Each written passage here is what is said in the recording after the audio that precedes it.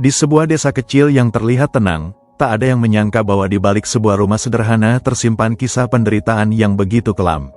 Seorang gadis muda bernama Nadira hidup dalam bayang-bayang ketakutan setiap hari, bukan karena orang asing, melainkan karena keluarganya sendiri.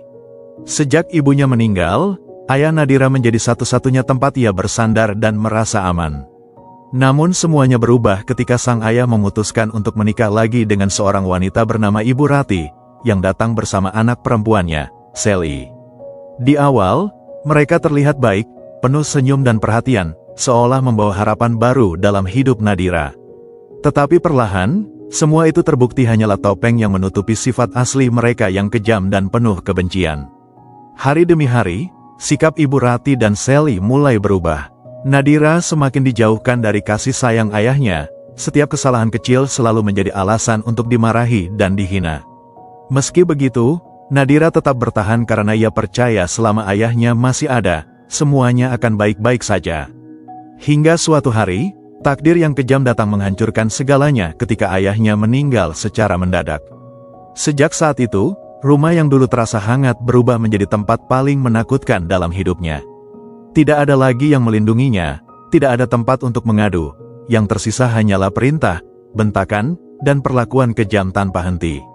Nadira dipaksa bekerja dari pagi hingga malam tanpa istirahat, melakukan seluruh pekerjaan rumah seperti seorang pembantu, sementara Sally hidup santai dan diperlakukan bak seorang ratu. Ia dihina, disakiti, bahkan dianggap tidak berharga. Di saat yang sama, Ibu Rati mulai terjerumus dalam dunia gelap judi online, yang perlahan menghancurkan kehidupan mereka. Hutang demi hutang mulai menumpuk hingga mencapai jumlah yang sangat besar, dan tanpa disadari, Nadira akan menjadi korban dari keserakahan itu. Sebuah keputusan kejam telah menantinya, keputusan yang akan mengubah hidupnya selamanya.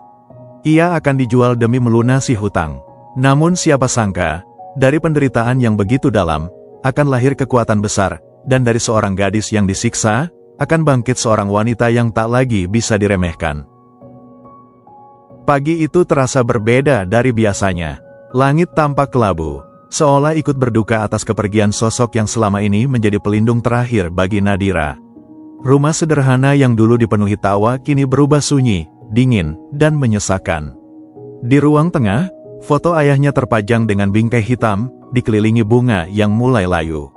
Nadira duduk diam di lantai, matanya sembab, tangannya menggenggam erat kain terakhir milik ayahnya. Ia belum siap menerima kenyataan bahwa sosok yang selalu membelanya kini benar-benar pergi untuk selamanya. Namun kesedihan Nadira tak diberi waktu untuk tumbuh.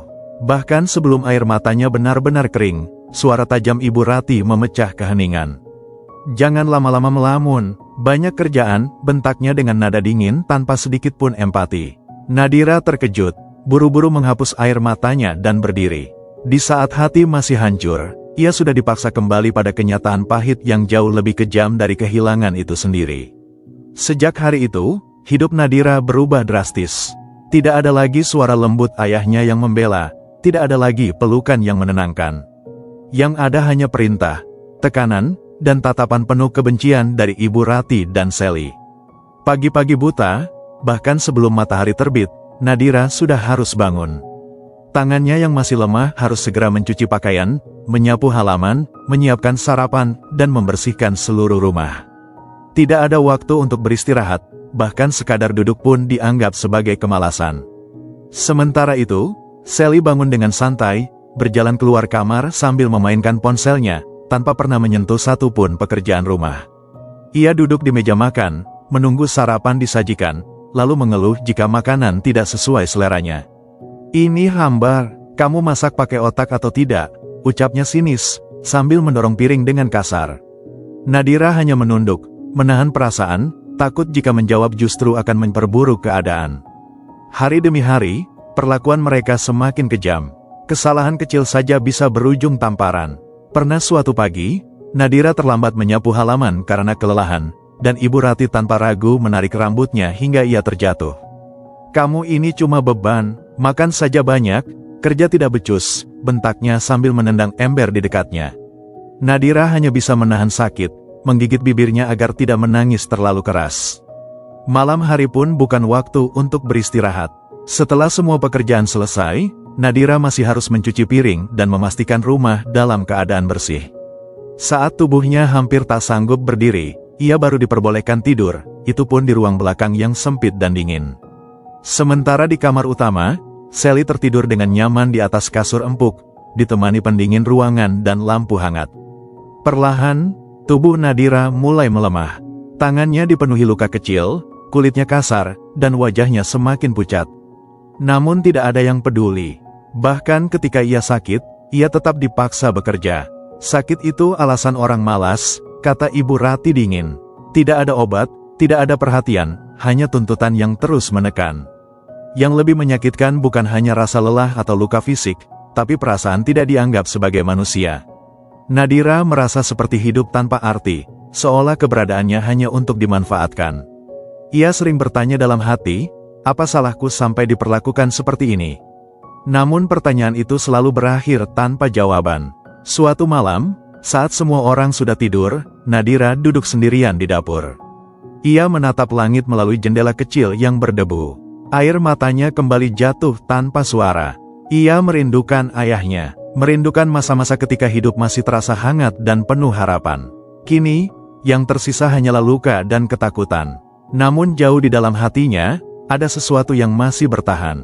Sebuah harapan kecil, bahwa suatu hari, semua ini akan berakhir. Bahwa suatu saat, ia akan keluar dari rumah itu dan menemukan hidup yang lebih baik. Tapi Nadira tidak tahu, bahwa penderitaan yang ia alami sekarang, hanyalah awal dari sesuatu yang jauh lebih kejam. Hari-hari berlalu tanpa perubahan, justru semakin gelap dan menyesakkan bagi Nadira. Jika sebelumnya ia masih memiliki sedikit harapan, kini semua itu perlahan terkikis oleh kenyataan pahit yang harus ia jalani setiap hari. Rumah itu bukan lagi tempat tinggal, melainkan seperti penjara tanpa pintu keluar. Setiap sudutnya menyimpan rasa takut, setiap langkahnya dipenuhi ancaman. Nadira hidup dalam kewaspadaan tanpa henti, takut melakukan kesalahan sekecil apapun yang bisa memicu kemarahan Ibu Rati dan Sally.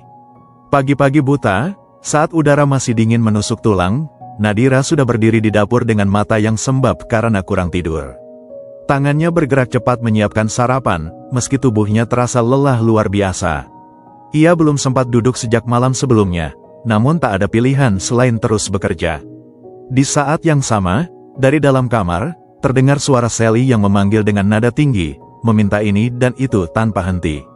"Nadira, cepat, aku lapar, lama banget sih," teriaknya dengan kesal. Nadira hanya menjawab pelan sambil mempercepat gerakannya, meski tangannya mulai gemetar. Namun secepat apapun ia bekerja, itu tidak pernah cukup. Selalu ada kesalahan di mata mereka. Hari itu, hanya karena teh yang disajikan tidak cukup manis, Sally langsung melempar gelas ke arah Nadira. Pecahan kaca berserakan di lantai, dan salah satunya melukai kaki Nadira hingga berdarah. Ia meringis menahan sakit, namun sebelum sempat membersihkan luka, Ibu Rati datang dengan wajah penuh amarah. "Kamu ini memang sengaja ya bikin masalah," bentaknya sambil menarik lengan Nadira dengan kasar.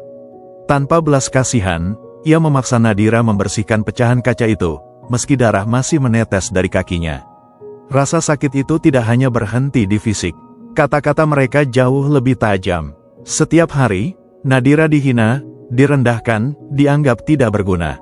Ia dipanggil dengan sebutan-sebutan yang menyakitkan, seolah dirinya tidak memiliki harga diri. "Kalau bukan karena kasihan, kamu sudah kami buang dari dulu," ujar Sally suatu kali dengan nada merendahkan.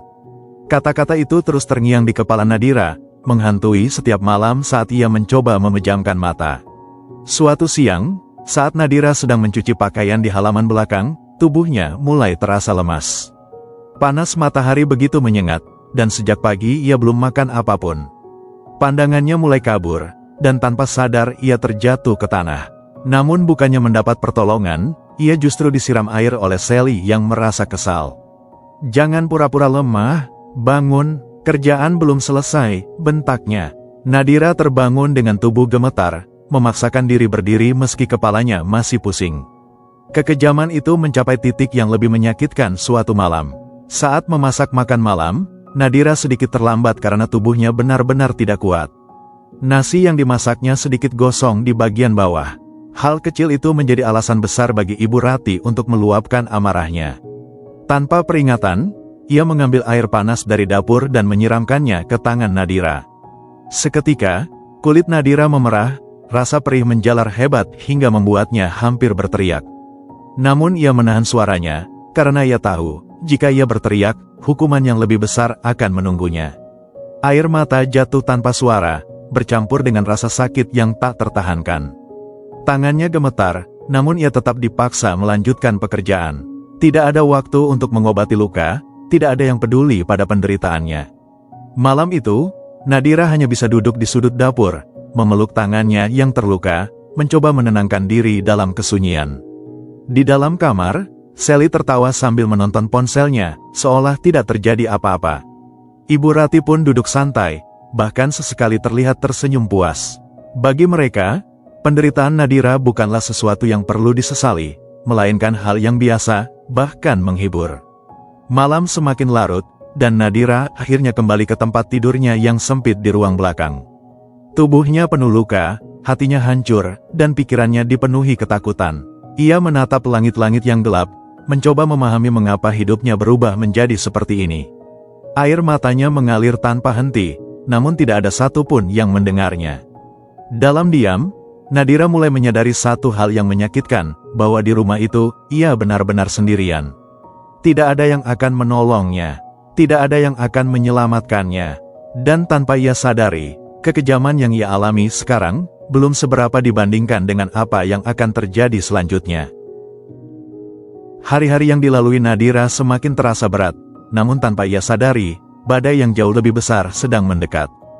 Jika sebelumnya penderitaannya hanya berasal dari kekejaman Ibu Rati dan Sally, kini sesuatu yang lebih gelap mulai menguasai rumah itu, sesuatu yang perlahan menghancurkan segalanya tanpa ampun.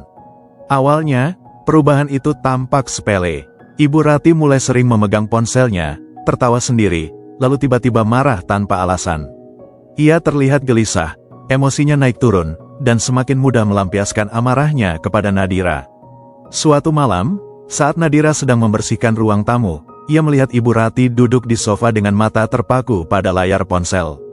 Jari-jarinya bergerak cepat, wajahnya tegang, lalu tiba-tiba berubah cerah saat ia tersenyum puas. "Menang, aku menang," bisiknya penuh kegirangan. Namun kebahagiaan itu tidak bertahan lama. Beberapa saat kemudian, wajahnya kembali gelap. Ia menggertakkan gigi, memukul sofa, lalu melempar ponselnya ke samping. "Kenapa kalah lagi? Kurang sedikit lagi," teriaknya penuh emosi. Nadira yang melihat dari kejauhan hanya bisa terdiam, tidak mengerti apa yang sebenarnya terjadi, namun merasakan bahwa sesuatu yang buruk sedang berkembang. Sejak saat itu, kebiasaan Ibu Rati semakin menjadi. Ia mulai menghabiskan waktu berjam-jam dengan ponselnya, mengabaikan segalanya. Uang belanja mulai berkurang, makanan di rumah semakin sederhana, bahkan kadang tidak ada sama sekali. Namun anehnya, Ibu Rati tidak pernah terlihat khawatir, justru semakin terobsesi. Ia percaya bahwa suatu saat ia akan menang besar dan semua masalah akan selesai. Untuk menutupi kebiasaannya, Ibu Rati mulai menjual barang-barang di rumah. Perhiasan, perabot, bahkan barang peninggalan ayah Nadira satu persatu hilang. Saat Nadira mencoba bertanya dengan hati-hati, jawabannya hanya bentakan keras. "Itu bukan urusanmu, kamu cuma numpang hidup di sini," katanya dengan nada kasar. Namun kenyataan mulai terbongkar ketika suatu sore, dua pria datang ke rumah.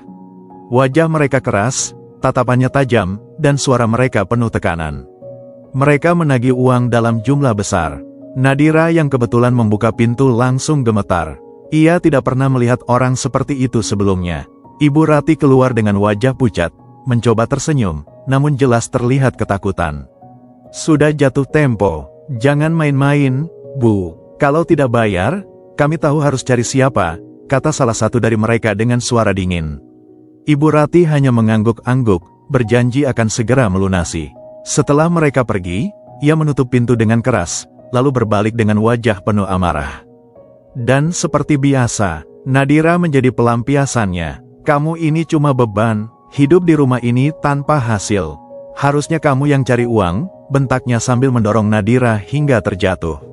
Nadira yang tidak mengerti apa-apa hanya bisa menangis, tubuhnya gemetar menahan rasa sakit dan ketakutan. Hari demi hari, tekanan semakin besar. Penagih hutang mulai datang lebih sering, bahkan dengan ancaman yang lebih serius. Suasana rumah berubah menjadi mencekam. Setiap ketukan pintu membuat jantung Nadira berdebar kencang. Ia tidak tahu apa yang sedang terjadi, tapi ia tahu satu hal, semua ini tidak akan berakhir baik. Sementara itu, Ibu Rati justru semakin tenggelam dalam kebiasaan buruknya. Bukannya berhenti, ia malah meminjam uang ke sana-sini. Dari tetangga, dari teman, hingga akhirnya ke rentenir. Jumlah hutang terus membengkak hingga mencapai ratusan juta rupiah. Namun yang paling menyakitkan, ia tidak pernah merasa bersalah. Dalam pikirannya, semua ini hanyalah sementara. Ia yakin satu kemenangan besar akan mengubah segalanya. Namun kenyataan berkata lain. Kekalahan demi kekalahan membuatnya semakin putus asa. Dan dalam keputusasaan itu, ia mulai mencari jalan keluar yang kejam. Suatu malam, saat Nadira sedang membersihkan dapur, ia mendengar percakapan antara Ibu Rati dan seseorang di telepon.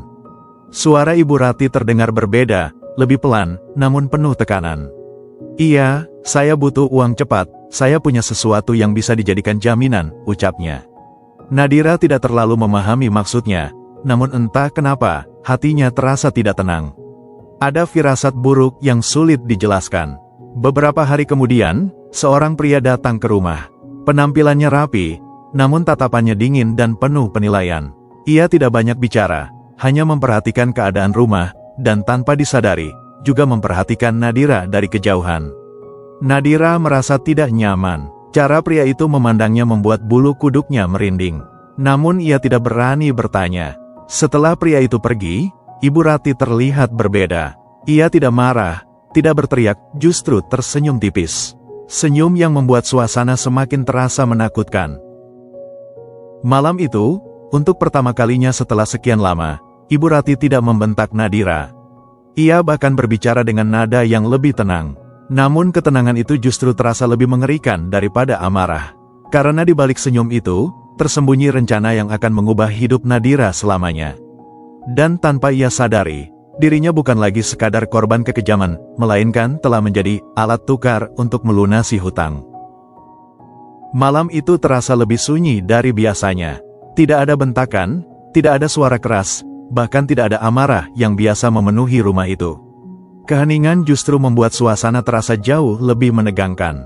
Nadira yang sedang membersihkan dapur merasa ada sesuatu yang berbeda. Ia tidak tahu apa, tapi hatinya terasa gelisah, seolah ada sesuatu yang buruk akan terjadi. Beberapa hari terakhir, sikap Ibu Rati berubah drastis. Ia tidak lagi sering memarahi Nadira, tidak lagi memukul, bahkan sesekali berbicara dengan nada yang lebih lembut. Namun bagi Nadira, perubahan itu bukanlah hal yang menenangkan, justru menakutkan. Ia sudah terlalu lama hidup dalam kekejaman untuk percaya bahwa semua ini adalah kebaikan. Ia tahu, pasti ada sesuatu di balik semua ini. Dan benar saja, suatu malam, setelah semua pekerjaan selesai, Ibu Rati memanggilnya ke ruang tengah. Sally sudah duduk di sana, tersenyum sinis sambil melipat tangan. Nadira berdiri dengan ragu, menunduk, mencoba menahan gemetar di tubuhnya. "Kamu sudah cukup besar sekarang," kata Ibu Rati pelan, namun dingin. "Sudah saatnya kamu berguna." Nadira mengangkat wajahnya perlahan. "Maksud ibu, apa?" Ibu Rati menatapnya tanpa ekspresi. "Kamu akan menikah." Kata-kata itu membuat dunia Nadira seakan berhenti. Jantungnya berdetak cepat, pikirannya kosong. "Menikah?" ulangnya lirih, hampir tidak percaya. Sally tertawa kecil. "Iya, menikah. Harusnya kamu bersyukur, masih ada yang mau sama kamu." Nadira mundur selangkah, tubuhnya mulai gemetar. "Dengan siapa?" Ibu Rati menarik napas pendek, lalu menjawab tanpa rasa bersalah sedikit pun. "Dengan pria yang bisa membayar semua hutang kita." Seolah petir menyambar di siang bolong, tubuh Nadira melemas. Ia menggeleng pelan, air matanya mulai jatuh. "Tidak, Bu, jangan, aku mohon." Namun sebelum ia sempat melanjutkan, tamparan keras mendarat di wajahnya. "Jangan banyak bicara," bentak Ibu Rati dengan wajah penuh amarah yang kembali muncul. "Kamu hidup di sini makan dari uangku. Sekarang saatnya kamu balas." Nadira jatuh ke lantai, menangis sambil memohon. Ia memeluk kaki Ibu Rati, suaranya bergetar penuh ketakutan. "Aku bisa kerja lebih keras, aku bisa cari uang, tapi jangan jual aku, Bu, tolong." Namun tidak ada belas kasihan. Ibu Rati menarik kakinya dengan kasar, lalu mendorong Nadira menjauh. Sudah diputuskan, tidak ada pilihan. Hari-hari berikutnya terasa seperti mimpi buruk yang tidak bisa dihentikan. Nadira tidak lagi dipukul, tidak lagi dimarahi, namun ia merasa lebih tertekan dari sebelumnya. Ia tahu, ini bukan ketenangan, ini hanya jeda sebelum sesuatu yang lebih buruk terjadi. Beberapa kali, pria yang sebelumnya datang ke rumah kembali terlihat. Kali ini ia datang bersama keluarganya.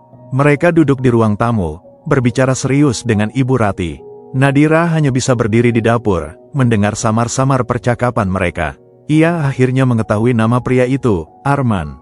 Namun yang membuatnya semakin takut adalah ketika ia melihatnya secara langsung. Arman adalah pria dengan keterbatasan fisik. Cara berjalannya tidak sempurna, dan tubuhnya terlihat berbeda dari pria pada umumnya. Nadira tidak menilai dari kekurangannya, tapi situasi itu membuatnya merasa seperti sedang dijual, bukan dinikahkan dengan penuh cinta. Hari pernikahan pun datang dengan cepat.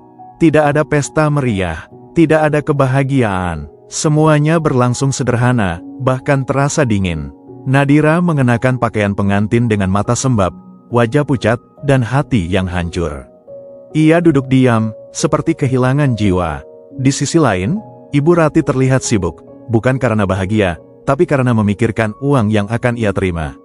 Sally bahkan tampak tersenyum puas, sesekali berbisik sinis kepada Nadira. Akhirnya kamu pergi juga dari rumah ini. Saat akad berlangsung, suara Nadira hampir tidak terdengar. Tangannya gemetar saat mengucapkan janji. Air matanya jatuh tanpa bisa ditahan. Ia tidak tahu bagaimana hidupnya akan berubah setelah ini. Ia hanya tahu, ia tidak punya pilihan. Setelah semua selesai, Nadira berdiri di depan rumah itu untuk terakhir kalinya. Rumah yang penuh luka, rumah yang menyimpan semua penderitaan dalam hidupnya. Ia menoleh sebentar, berharap mungkin ada sedikit rasa penyesalan dari Ibu Rati. Namun yang ia lihat, hanya wajah datar tanpa emosi. Bahkan tanpa ucapan perpisahan, mobil yang membawanya perlahan menjauh. Nadira menatap keluar jendela, air matanya terus mengalir. Ia merasa seperti meninggalkan segalanya, meski yang ia tinggalkan hanyalah luka. Di dalam hatinya, hanya ada satu perasaan, takut. Takut akan kehidupan barunya, takut akan pria yang kini menjadi suaminya, dan takut bahwa penderitaannya belum berakhir. Namun Nadira tidak tahu, bahwa di balik pernikahan yang dipaksakan itu, tersimpan sebuah takdir yang akan mengubah hidupnya sepenuhnya. Perjalanan menuju rumah suaminya terasa begitu panjang bagi Nadira. Di dalam mobil, ia duduk diam dengan tangan saling menggenggam erat, berusaha menenangkan dirinya yang terus diliputi ketakutan. Air matanya sudah mulai mengering, namun rasa cemas di dadanya justru semakin kuat. Ia tidak tahu seperti apa kehidupan yang menunggunya di depan. Yang ia bayangkan hanyalah kemungkinan terburuk, bahwa ia hanya berpindah dari satu penderitaan ke penderitaan yang lain. Sesekali, ia melirik ke arah Arman yang duduk di sampingnya. Pria itu terlihat tenang, tidak banyak bicara, dan tidak menunjukkan sikap yang menakutkan. Namun bagi Nadira, ketenangan itu justru membuatnya semakin bingung. Ia belum berani berharap apapun. Mobil akhirnya berhenti di sebuah rumah yang cukup besar dan terawat. Halamannya luas, bersih, dan terasa hangat. Berbeda jauh dengan rumah lamanya yang penuh tekanan. Nadira turun perlahan, langkahnya ragu-ragu. Ia menunduk, menunggu sesuatu yang mungkin akan menyakitkan. Namun yang terjadi, justru di luar dugaannya. Seorang wanita parubaya keluar dari rumah dengan senyum lembut. Ia langsung menghampiri Nadira dan memegang tangannya dengan hangat. "Kamu Nadira ya? Selamat datang, nak," ucapnya dengan suara penuh ketulusan. Nadira terdiam, ia tidak terbiasa diperlakukan seperti itu. Tangannya sedikit gemetar, matanya mulai berkaca-kaca. Ia hanya bisa mengangguk pelan. Wanita itu adalah Ibu Arman. Dan tanpa banyak kata, ia langsung membawa Nadira masuk ke dalam rumah, memperkenalkannya kepada anggota keluarga yang lain. Tidak ada tatapan merendahkan, tidak ada nada sinis. Semua menyambutnya dengan hangat, seolah ia benar-benar diterima sebagai bagian dari keluarga. Malam itu, untuk pertama kalinya setelah sekian lama, Nadira makan tanpa rasa takut. Tidak ada yang membentaknya. Tidak ada yang menyuruhnya berdiri atau melayani. Ia duduk bersama mereka, dipersilakan makan, bahkan ditanya apakah ia menyukai masakannya. Nadira hampir tidak percaya. Setelah makan, ia kembali ke kamar yang telah disiapkan. Kamar itu sederhana, namun bersih dan nyaman. Tempat tidur empuk, selimut hangat, dan suasana yang tenang. Ia berdiri di tengah ruangan, menatap sekeliling dengan mata berkaca-kaca. "Apakah ini benar-benar untukku?" bisiknya pelan. Saat itulah Arman masuk dengan langkah pelan. Nadira langsung menegang, refleks mundur sedikit. Ia masih diliputi ketakutan. Namun Arman tidak mendekat terlalu jauh. Ia menjaga jarak, lalu berbicara dengan suara lembut. "Kamu tidak perlu takut, di sini tidak ada yang akan menyakitimu." Kalimat itu sederhana, tapi begitu dalam. Nadira menatapnya, mencoba mencari kebohongan di wajah pria itu. Namun yang ia lihat hanya ketulusan. Untuk pertama kalinya, hatinya sedikit tenang. Hari-hari berikutnya mulai berubah. Nadira masih bangun pagi, tapi bukan karena terpaksa, melainkan karena kebiasaan. Ia mencoba membantu pekerjaan rumah, namun Ibu Arman justru melarangnya bekerja terlalu berat. "Pelan-pelan saja, Nak, kamu istirahat dulu." "Ya," katanya dengan lembut. Kata-kata itu terasa asing, namun menenangkan. Arman sendiri tidak pernah memperlakukan Nadira dengan kasar. Ia selalu berbicara dengan sopan, bahkan meminta izin untuk hal-hal kecil. Ia tidak pernah meninggikan suara, tidak pernah memaksa, dan selalu berusaha membuat Nadira merasa aman. Perlahan, dinding ketakutan di hati Nadira mulai runtuh. Ia mulai tersenyum lagi. Ia mulai berani berbicara. Ia mulai merasakan sesuatu yang sudah lama hilang, ketenangan. Suatu hari, saat duduk di teras, Nadira melihat beberapa baju yang digantung untuk dijual oleh keluarga Arman. Dari situlah ide kecil muncul di pikirannya. Ia memberanikan diri berbicara kepada Arman. "Kalau aku coba bantu jualan, boleh?" tanyanya pelan. Arman tersenyum. "Boleh. Bahkan aku senang kalau kamu mau coba." Dari situlah semuanya dimulai. Nadira mulai menjual baju secara kecil-kecilan. Awalnya hanya membantu, lalu mencoba menawarkan sendiri. Ia menggunakan ketekunan yang selama ini terbentuk dari penderitaan. Ia bekerja dengan sabar, jujur, dan penuh semangat. Hari demi hari, hasilnya mulai terlihat. Pembeli semakin banyak, keuntungan perlahan meningkat. Nadira yang dulu tidak pernah dihargai, kini mulai menemukan nilai dirinya. Ia bukan lagi gadis yang lemah. Ia adalah seseorang yang mampu bertahan dan mulai bangkit. Namun yang paling penting, bukan soal uang atau keberhasilan, melainkan Nadira akhirnya menemukan tempat di mana ia diperlakukan sebagai manusia. Dan dari sanalah, kehidupan barunya benar-benar dimulai. Waktu berjalan perlahan, namun perubahan dalam hidup Nadira terasa begitu nyata. Jika dulu setiap harinya dipenuhi rasa takut dan tekanan, kini ia mulai menjalani hari dengan semangat yang berbeda. Pagi hari tidak lagi menjadi awal penderitaan, melainkan awal dari harapan baru. Ia bangun dengan hati yang lebih ringan, membantu di rumah secukupnya, lalu melanjutkan aktivitas yang kini mulai menjadi bagian penting dalam hidupnya, berjualan baju. Awalnya, usaha itu sangat kecil. Nadira hanya menjual beberapa potong pakaian yang dibantu oleh keluarga Arman. Ia menawarkan kepada tetangga sekitar, kemudian mencoba menjual secara online dengan bantuan Arman. Dengan ponsel sederhana, ia belajar memotret produk, menulis deskripsi, dan membalas pesan pembeli dengan sabar. Tidak mudah di awal, bahkan seringkali dagangannya tidak laku. Namun Nadira tidak menyerah. Ia sudah terlalu terbiasa menghadapi kesulitan, dan kali ini, ia melakukannya untuk dirinya sendiri. Perlahan tapi pasti, usaha itu mulai berkembang. Pembeli yang puas mulai kembali, bahkan merekomendasikan kepada orang lain. Nadira dikenal sebagai penjual yang jujur dan ramah. Ia tidak pernah menipu, selalu memastikan kualitas barang, dan melayani dengan sepenuh hati. Tanpa disadari, kepercayaan itu menjadi kunci utama kesuksesannya. Arman selalu berada di sampingnya, mendukung tanpa pernah menekan.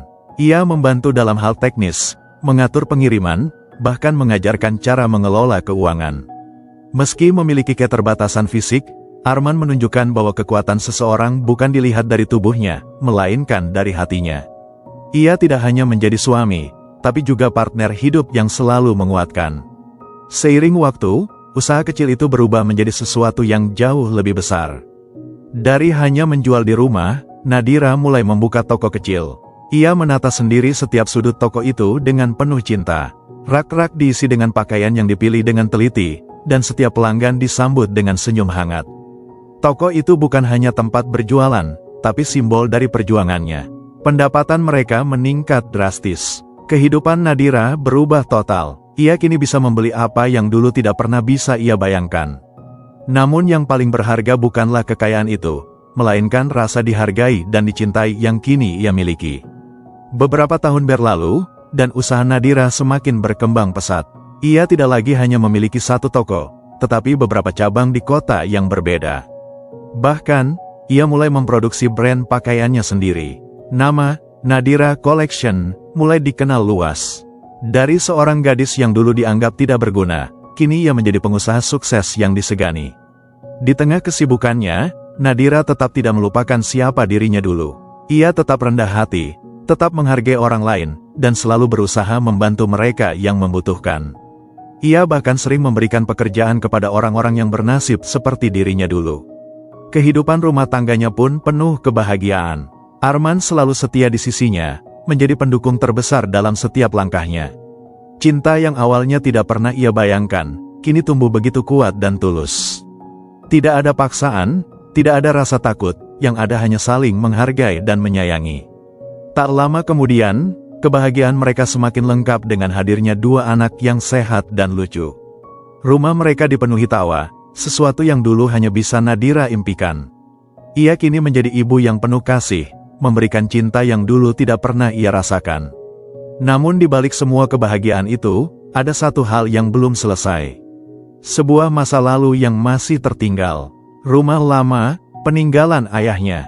Tempat di mana semua luka itu dimulai. Dan suatu hari, Nadira memutuskan untuk kembali, bukan sebagai korban, tapi sebagai seseorang yang sudah berubah, dan siap menghadapi semuanya.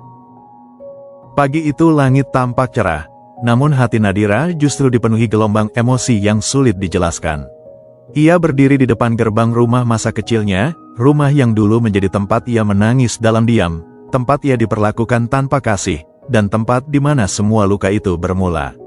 Kini, ia kembali, bukan sebagai gadis lemah yang tak berdaya, melainkan sebagai wanita yang telah bangkit dan berdiri tegak dengan kekuatannya sendiri. Mobil mewah yang ia tumpangi berhenti tepat di depan rumah itu.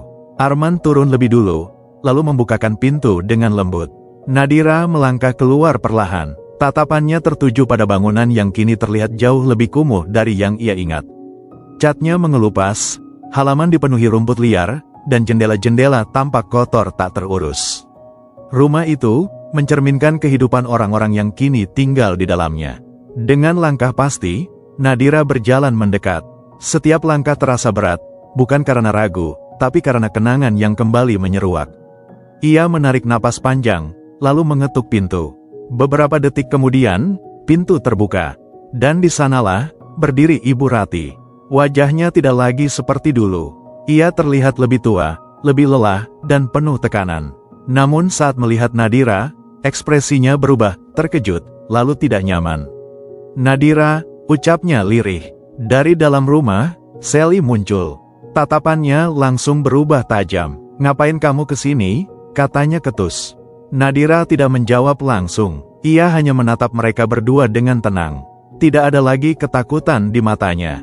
Tidak ada lagi keraguan. "Aku datang untuk mengambil kembali apa yang menjadi hakku," ucapnya tegas. Sally tertawa sinis. "Hakmu? Kamu sudah diusir dari sini sejak lama." Namun Nadira tetap tenang. Ia mengeluarkan sebuah map dari tasnya, lalu menyerahkannya kepada Arman. Arman membuka dan menunjukkan dokumen tersebut. Rumah ini, atas nama almarhum ayah Nadira, dan secara hukum, sekarang menjadi milik Nadira sepenuhnya, ujar Arman dengan suara tegas namun tetap sopan. Wajah Ibu Rati langsung pucat. Tangannya gemetar saat mencoba melihat dokumen itu. "Tidak, ini tidak mungkin. Ini kenyataan," potong Nadira pelan, namun penuh tekanan. "Selama ini, aku diam. Aku bertahan. Aku menanggung semua yang kalian lakukan, tanpa melawan." Ia melangkah masuk ke dalam rumah. Pandangannya menyapu setiap sudut, tempat di mana ia pernah dipukul, dihina, dan diperlakukan tidak manusiawi. "Aku ingat semuanya," lanjutnya dengan suara bergetar, menahan emosi. "Setiap tamparan, setiap hinaan, setiap malam yang aku lewati sendirian." Sally mulai terlihat gelisah. "Sudah, tidak usah drama.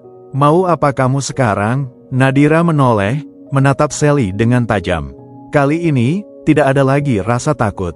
Aku ingin kalian pergi. Kalimat itu terdengar sederhana, namun menghantam keras.